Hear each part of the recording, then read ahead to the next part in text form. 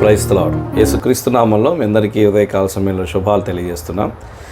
ప్రియ సహోదరి సహోదరులారా, ఈ దినం మన కొరకు ఏర్పాటు చేయబడిన వాక్య ధ్యానం ప్రసంగి గ్రంథం 10వ అధ్యాయం 1వ వచనం.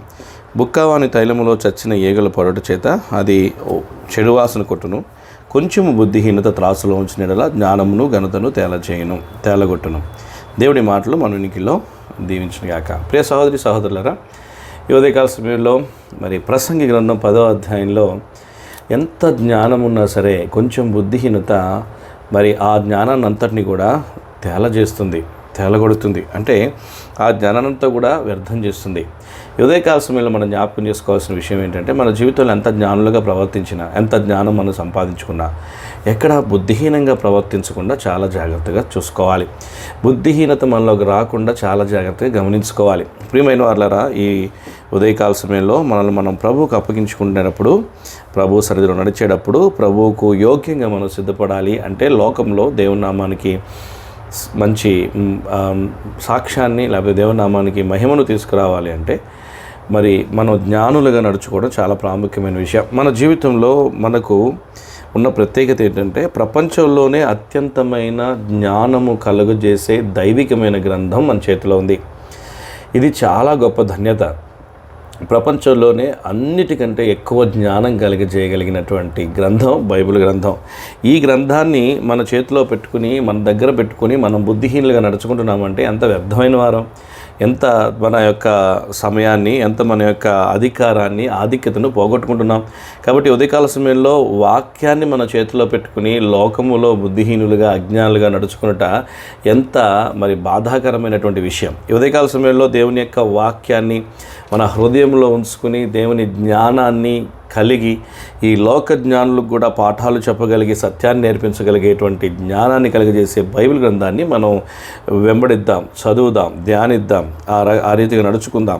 బుద్ధిహీనత ఎంత భయంకరమైనదంటే, ఈ అధ్యాయంలో బుద్ధిహీనత వల్ల కలిగేటువంటి నష్టాలు మనం ఇక్కడ చూస్తాం. 2వ వచనం, జ్ఞాని యొక్క హృదయం అతని కుడి చేతిని ఆడించును, బుద్ధిహీనుని హృదయం అతని ఎడమ చేతిని ఆడించును. అంటే జ్ఞానికి వ్యతిరేకంగా బుద్ధిహీనుడు పనిచేస్తుంటాడు. మన జీవితంలో మనము మనుషులందరూ వెళ్ళేది, లేకపోతే జ్ఞానులు నడుచుకోవాల్సిన దానికి ఆపోజిట్లో మనం నడుచుకుంటాం. 2వదిగా మనం చూస్తే 3వ వచనంలో, బుద్ధిహీనుడు తన ప్రవర్తనను గురించి పడి తాను బుద్ధిహీనుడని అందరికీ తెలియజేస్తాడు. తను అధైర్యం, సెల్ఫ్ కాన్ఫిడెన్స్ లేకపోవటం, చాలా మరి అధైర్యంగా, భయము కలిగిన వాడిగా, ధైర్యం లేనివాడిగా, సెల్ఫ్ కాన్ఫిడెన్స్ లేనివాడిగా జీవిస్తాడు.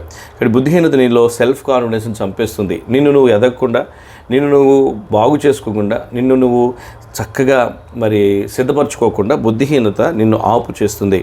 కాబట్టి బుద్ధిహీనత మనలో రాకుండా చాలా జాగ్రత్తగా చూసుకోవాలి.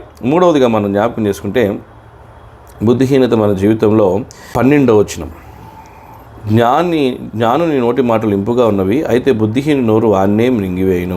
బుద్ధిహీనుడు తనకు నష్టాన్ని తెచ్చుకుంటాడు. బుద్ధిహీనత నీకు నష్టాన్ని తెచ్చిపెడుతుంది. బుద్ధిహీనత నీకు ఎంతో భయంకరమైన కష్టాలు తెచ్చిపెడుతుంది. నిన్ను మృంగివేసేంత కష్టాన్ని నీకు తీసుకొస్తుంది. 4వదిగా మనం చూస్తే 14వ వచనంలో, కలగబోవున్నది ఏదో మనుషులు ఎరగక ఉండినను బుద్ధిహీనులు విస్తారముగా మాట్లాడుదురు. నరుడు చనిపోయిన తర్వాత ఏం జరుగునో ఎవరు తెలియజేతురు. కాబట్టి బుద్ధిహీనులు 4వదిగా విస్తారంగా మాట్లాడతారు. మన మాటలు చాలా కొద్దిగా, వినికిడి చాలా ఎక్కువగా ఉండాలి. మనం మాట్లాడేది చాలా అవసరమైంది, ఎదుటివారికి ఉపయోగకరమైంది, ఎదుటివారికి క్షేమకరమైంది అన్నప్పుడే మనం మాట్లాడాలి. మనం ఏదో అనాలోచితంగా మాట్లాడాలి కాబట్టి మాట్లాడుతూ సరదాగా గడపడానికి నీ హృదయాన్ని నువ్వు ట్రైన్ చేసుకున్నప్పుడు, నీ జీవితాన్ని నువ్వు ట్రైన్ చేసుకున్నప్పుడు బుద్ధిహీనత నీకు తెలియకుండానే నీలో చోటు చేసుకుంటుంది. కాబట్టి ఉదయకాల సమయంలో మనం జ్ఞాపకం చేసుకుంటే, బుద్ధిహీనత మనకు చాలా నష్టాన్ని తెచ్చిపెడుతుంది. కాబట్టి బుద్ధిహీనంగా ప్రవర్తించడం మానివేద్దాం, ఎక్కువగా మాట్లాడడం మానివేద్దాం, ఊరికే పిచ్చాపాటి కబుర్లని చెప్పడం మానివేద్దాం, ఊరికే కాలయాపన చేసేటువంటి మాటలు మాట్లాడడం మానివేద్దాం. చాలా అవసరమైనది ఆలోచించి మనం మాట్లాడడం చాలా ప్రాముఖ్యమైన విషయం. 5వదిగా మనం జ్ఞాపకం చేసుకుంటే 15వ వచనంలో, ఊరికి పోవు త్రోవ ఎరగని వారే బుద్ధిహీనులు తమ ప్రయాస చేత ఆయాసపడుదురు. కానీ బుద్ధిహీనత నీకు ఆయాసాన్ని కలుగజేస్తుంది తప్ప గమ్యానికి చేర్చదు. బుద్ధిహీనత నీలో ఉన్నటువంటి శక్తిని కృంగజేస్తుంది, ఆయాసాన్ని తీసుకొస్తుంది. బుద్ధిహీనంగా ప్రవర్తిస్తే, బుద్ధిహీనత నీలో ఉంటే నువ్వు ఆయాసపడతావు తప్ప కావాల్సిన గమ్యానికి చేరుకోలేవు. ఉదయకాల సమయంలో మనం జ్ఞాపకం చేసుకుందాం. నిజంగా బుద్ధిహీనత ఎన్ని రకాల నష్టాలు మనకు తీసుకొస్తుంది. ఇంత జ్ఞానం కలిగిన గ్రంథాన్ని మన చేతిలో పెట్టుకుని మనం ఎందుకు బుద్ధిహీనులుగా ప్రవర్తించాలి? దేవుని వాక్యాన్ని ధ్యానించి జ్ఞానాన్ని నేర్చుకుందాం. కాబట్టి కార్యసిద్ధికి జ్ఞానమే ప్రధానము. 10వ వచనంలో చివరి భాగంలో ఉంటుంది. అయితే కార్యసిద్ధికి జ్ఞానమే ప్రధానం. కాబట్టి మన పని ముగించాలి అంటే, పని సఫలీకృతం అవ్వాలంటే, మనం పని జయించాలి అంటే మరి జ్ఞానం కావాలి. జ్ఞానమే ప్రధానం. జ్ఞానము ప్రభు దగ్గర ఇస్తుంది, ప్రభు దగ్గర దొరుకుతుంది, ప్రభు దగ్గర ఉంటుంది. కాబట్టి దేవుని దగ్గర నుంచి మన జ్ఞానాన్ని పొందుకోవచ్చు. జ్ఞానము మనల్ని నింపి, మనల్ని బలపరిచి, జ్ఞానం మనల్ని ధైర్యపరిచి, జ్ఞానం మనల్ని కార్యసాధకుల్ని చేస్తుంది. కాబట్టి ఉదయకాల సమయంలో వాక్యము ఆత్మ సంబంధమైన జ్ఞానాన్ని పొందుకుని శరీర సంబంధమైన జ్ఞానం కంటే అధికమైనటువంటి స్థాయిలోకి వెళ్ళేటట్లు మనకు సహాయం చేస్తుంది. కాబట్టి వాక్యాన్ని మనం అంతగా ప్రేమించి వెంబడిద్దాం. దేవుని వాక్యాన్ని మనము చదువుదాం. ఎందుకంటే జ్ఞానం చాలా శ్రేష్టమైనది. చీకటి కంటే వెలుగు ఎంత శ్రేష్టమైనదో జ్ఞానం అంత శ్రేష్టమైనది. కాబట్టి ఆ జ్ఞానాన్ని కలిగిన గ్రంథం మనం కలిగి బుద్ధిహీనంగా ప్రవర్తించొద్దు, బుద్ధిహీనంగా కార్యాలు చేయొద్దు, బుద్ధిహీనంగా మాట్లాడద్దు. బుద్ధిహీనత మన జీవితంలో కలుగజేసేటువంటి నష్టాలు ఎన్ని ఉన్నాయో మనం చూస్తున్నాం కదా. మనం వ్యతిరేకంగా పనిచేసేటట్టు చేస్తుంది. కుడి చేయి ఆడిచేదానికి బదులు ఎడమ చేయిని ఆడిచేదానికి పనిచేస్తుంది. అది మాత్రమే కాకుండా మనం అధైర్యపడి మనం బుద్ధిహీనులను మనమే బయటికి తెలియజేసుకుంటూ ఉంటాం.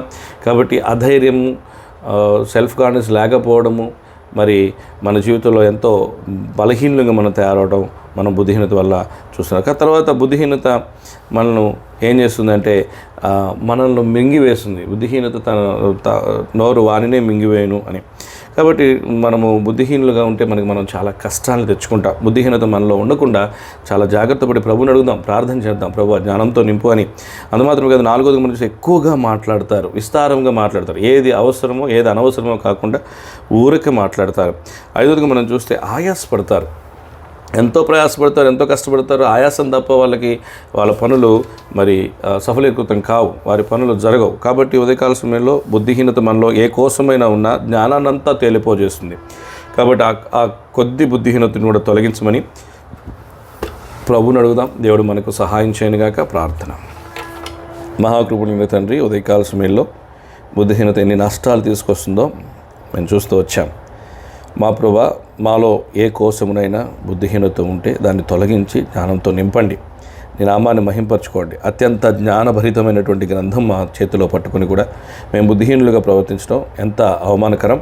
దేవా, నీ బిడ్డలందరూ జ్ఞానయుక్తులుగా, జ్ఞానము కలిగి ప్రవర్తించడం కావాల్సిన కృప అనుగ్రహిస్తారమ్మని వింటున్న ప్రతి ఒక్కరిని దీవించి ఈ దినం వారు చేసే పనుల్లో ఆశీర్వాదము దీవెన దయచేయమని, ఈ పరిచయం నిలుగడి ఫలింపజేసి అనేక మందికి ఆశీర్వాదకరంగా చేయమని నీ కొందరు స్తుతులు స్తోత్రం తెలియజేసుకుంటూ యేసుక్రీస్తు ప్రభు వారి శ్రేష్టమైన శ్లాఘనీయమైన సార్వభౌమాధికారం కలిగిన నామంలో అడిగి వేడి ప్రార్థిస్తున్నాం తండ్రి.